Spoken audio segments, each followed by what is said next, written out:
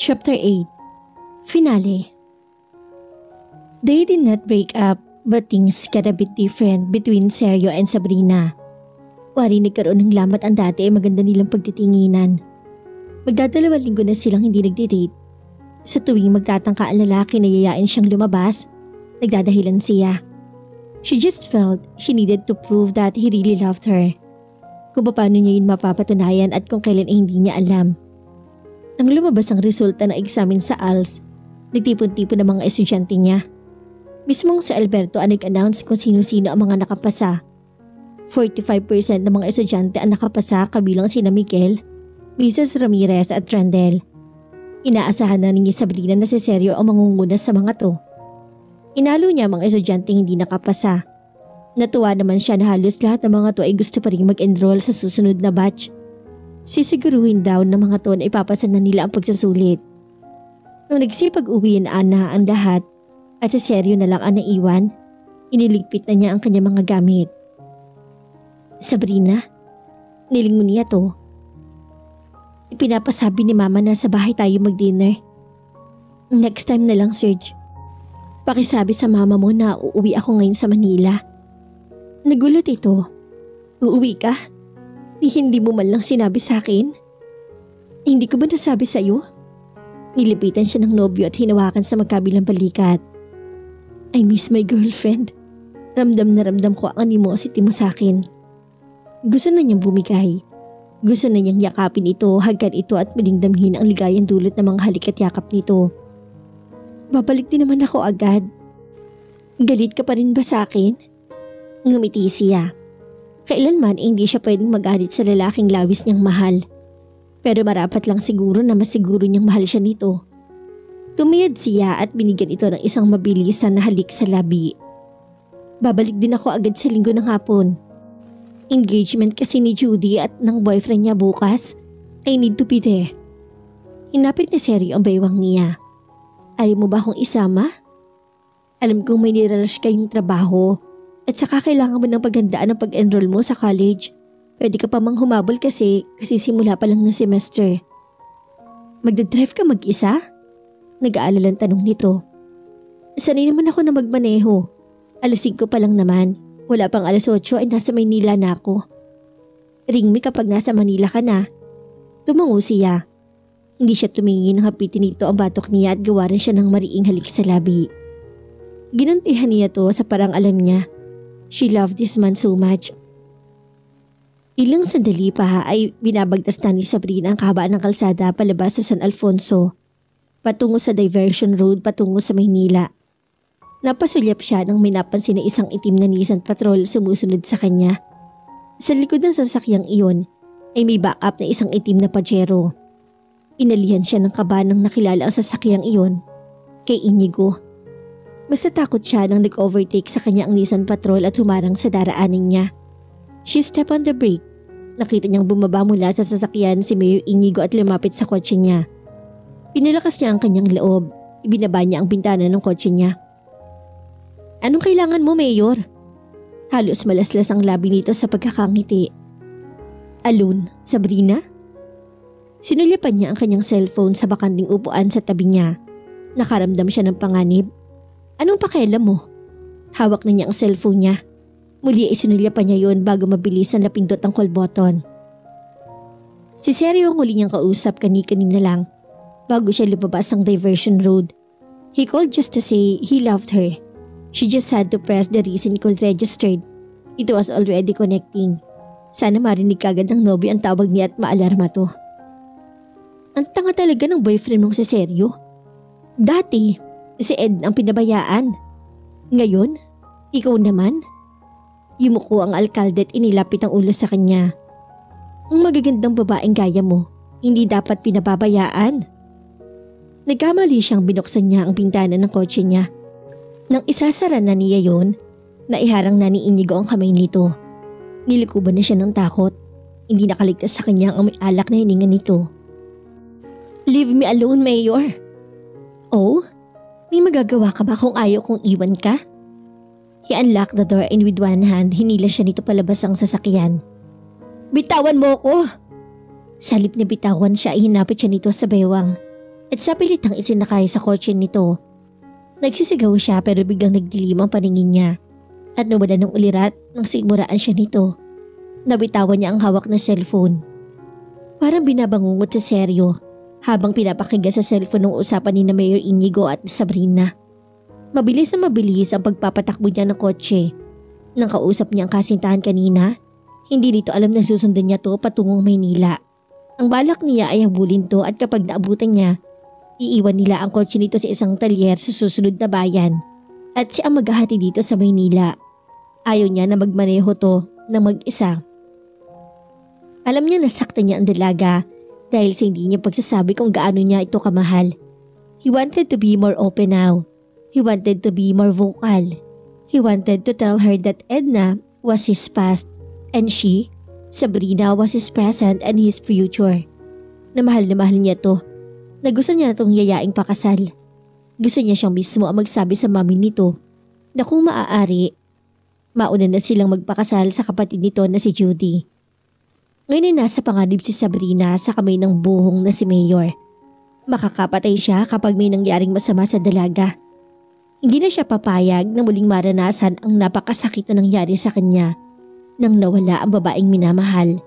Kaya hindi siya kagad nakapag-move on sa pagkawala ni Edna dahil pakaramdam niya ang taong dapat managot sa pagkamatay nito ay nakakalaya pa. Hinihintay lamang niya ang tamang pagkakataon para idiin ang taong alam niyang gumawa ng krimen. Kailangan lamang niya na matinding ebidensya. Pero hindi yun ang mas mahalaga ngayon. Ang kailangan ay mailigtas niya si Sabrina.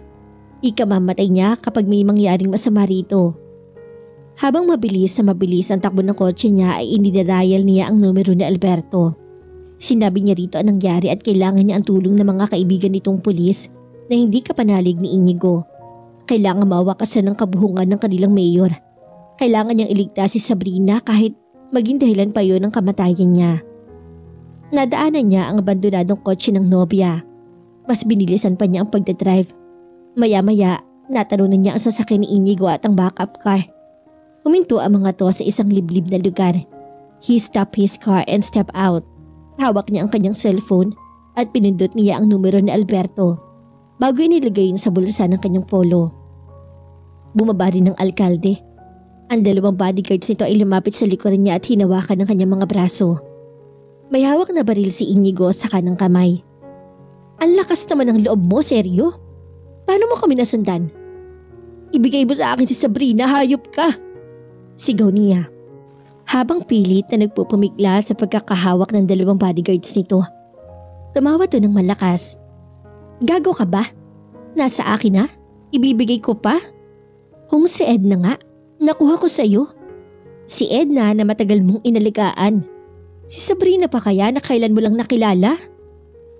Parang bulkang sumabog sa pandinig ni Seryo ang sinabi nito. Ikaw nga ang pumatay kay Edna!" Para siyang nauupos sa kandila. "Ngayon ba, may magagawa ka? Gusto ko lang naman patunayan na mas magaling ako sa iyo. Hindi ka nakatapos ng high school, pero ikaw ang pinili ni Edna. Samantalang, sa lahat ng babae, siya lang ang minahal ko." Ang malayang kamay ay isinabunot nito sa buhok. "Hindi ko sinasadyang mapatay siya. Inagaw niya ang baril ko." Sa narinig ay kumawala siya sa pagkakahawak ng dalawang bodyguards nito at sinugod ang alkalde. "Hayop ka! Demonyo!" Pinatay nito si Edna at alam niyang nasa panganib din ang buhay ni Sabrina. Isang malakas na suntok sa panga ni Inigo ang pinakawalan niya. Pero bigla siyang dinaluhong ng dalawang bodyguards nito at tinutukan ng baril. Humalakhak ang mayor na mistulang baliw. "Pwedeng-pwede na kitang patay at ibaon sa lupa pagkatapos, seryo. Pero hindi ko muna gagawin yon." Lumapit ito sa kotse nito at binuksan ang pinto sa backseat. Nakita niya si Sabrina na walang malit taon na nakahiga sa loob. "Gusto ko munang makita mo ang gagawin ko sa syota mo." Pilit siyang kumakawala sa pagkakahawak ng dalawang lalaki. Pero napananinigan siya ng lakas ng mga to. Huwag mo saktan si Sabrina, hayop ka! Ako na lang ang patayin mo." Alam niya Nilokoban na ng demonyo si Inigo. Ha? Gagawin ko yan pagkatapos kong gawin sa girlfriend mo ang gusto ko. Akmang lalapitan na dito si Sabrina nang narinig niya ang sirena ng police car. Mabilis na nagdatingan ng mga sasakyan na pinangunahan ni Alberto. They came in the nick of time. Hindi na nakaporma ang dalawang bodyguards pati ang driver ni Inigo. Maging ang mga lalaking lula ng backup car. Mabilis na nalapitan ang mga to ng mga pulis at nadisarmahan.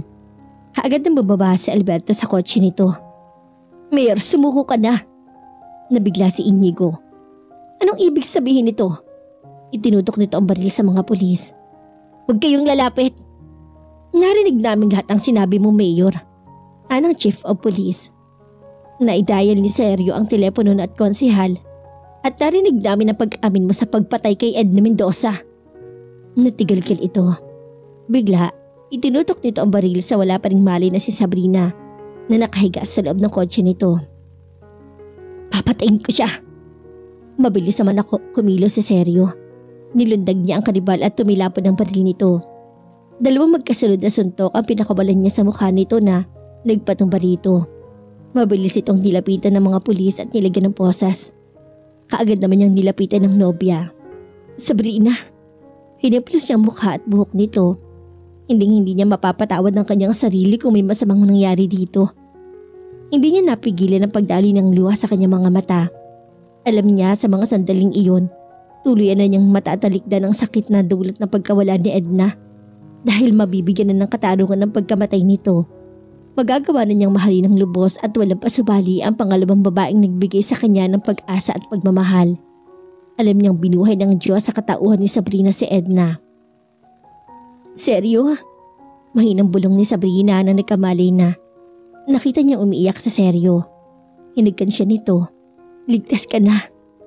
Si Mayor. Shh, huwag mo na siyang isipin. Kinuha na siya ng mga pulis. Hinaplas ito ang kanyang buhok. Tinulungan siya nito makalabas ng Nissan Patrol ng alkalde. Nang tumayo siya sa tabi ng sasakyan, uli nitong hinaplos ang buhok niya. Ikamamatay ko kung may masamang nangyari sa iyo. Hindi ko mapapatawad ang sarili ko. Kung pati ikaw mawawala sa akin. Idinayal ko ang number mo. That's a smart thing. Agad ko kayo nasundan ni Inigo. Ang bilis mong dumating. Dahil talagang sinundan kita para sabihin magpapakasal na tayo. Magtatapat nito. Seryo? Dapat mas mauna tayo sa kapatid mo. Papayag naman siguro sila? Or double wedding kaya? Para siyang idinuyan sa alapaap sa narinig. Sigurado ka? Nakangiting tanong niya. Tumango ito. Ngayong sigurado na akong tama ang hinala ko na si Inigo ang pumatay kay Edna. Pagbabayaran na niya ang lahat. Masasabi kong nagabot na talaga ang sugat sa puso ko. Sagot nito. Minahal ko si Edna at mananatiling parte siya ng buhay ko. Pero ikaw na ang mahal ko ngayon. Ikaw na ang buhay ko, Sabrina. Niyakap niya si Sergio. Oh, Sergio. Gusto mo bang tumuloy na sa Manila o gusto mong bukas na lang tayo lumabas? Ikaw, anong gusto mo? Gusto kong makasama ka muna ngayon. Ikaw lang at ako. Gusto kong titigan ka buong magdamag. Hagkan at yakapin. Yun lang? Paniniguro niya.